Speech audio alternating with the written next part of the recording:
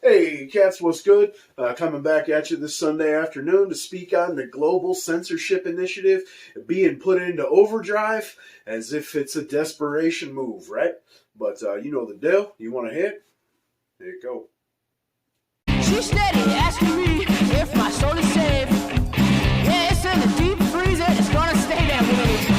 I don't give a fuck if you're mad, you can die mad. I don't give a fuck. The clear and present danger of disinformation is our conversation here this afternoon. It follows a session just now about disrupting distrust, and of course those are connected, so I hope that's where we can start. I'm Brian Stelter, formerly of CNN, now a fellow at Harvard University. Let me briefly introduce our panelists, and since we're being live streamed, a reminder that the hashtag is WEF23.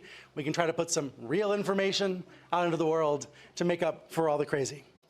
For hate speech, well, we need the people who understand the language and the case law in the country. Because what qualifies as hate speech, as illegal hate speech, which you will have soon also in the US, I think that we have a strong reason why we have this in the criminal law.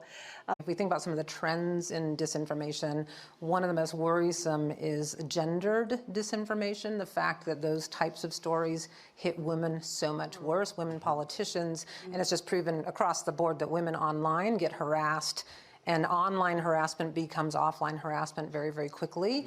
And so gender disinformation is one of those trends that is, to me, one of the most terrifying out there. And I want to sort of circle back to the comment about should the platforms be held accountable for part of this. They should be, and you're exactly right. So the accountability is about keeping people safe, and gender disinformation can be very unsafe for a lot of people. Good afternoon, savages. Welcome in. You got to see that clip there. Hope that wasn't too long for you, but that just gives you a little snippet of what has been being said at the World Economic Forum. We've covered it in past videos, of course, but it seems that since the Davos gang had their little lizard convention there, that things have been being pushed into overdrive as far as censorship's concerned.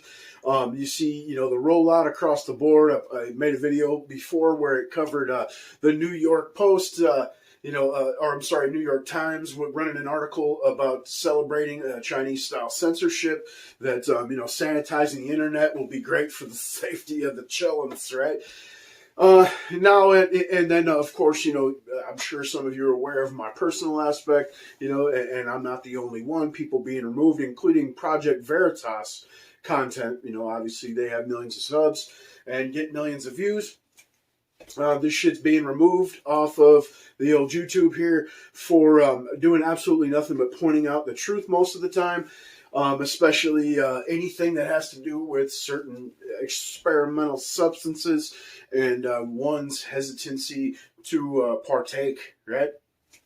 But now the latest count here happening down in Brazil, as plenty of you are, I'm sure, are aware, Lula da Silva was allegedly placed into the presidential role there after being released from prison, right? He's the head of a far left socialist group. Of course, it's all about democracy. And they had their own little January 6th on January 8th there, where they had quite a large uprising, thousands of people at the Capitol, and storming different parts of the legislature buildings there. But now they're going down with a heavy crackdown, pushing a new law to make anti-democratic speech illegal online. It's a little much here, but it's part of a 4-part democratic package, right? This is after, obviously, again, facing pushback, and not only with the uprising, but through the media and whatnot. And so this will regulate social media and big tech through the enforcement of fines and whatnot. It's even worse for the average person, as it carries fines and penalties for anyone caught posting content deemed anti-democratic by the regime, as if the best way to show you believe in democracy is to censor any dissent. Or also not only anti-democratic but terrorists, and I don't mean like terroristic or anything. It literally quotes as anti-democratic or terrorist. You know what I mean? Again, it includes punishments for the average person, including asset forfeiture, fines, and other unspecified penalties. Right?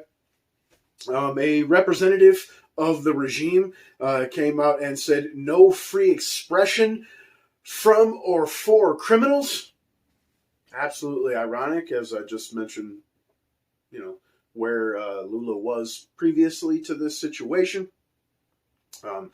Basically, they claim that social media has a direct hand in the uprisings and the pushback.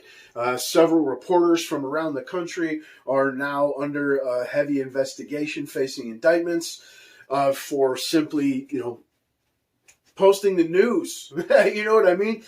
This is obviously where the globe is headed.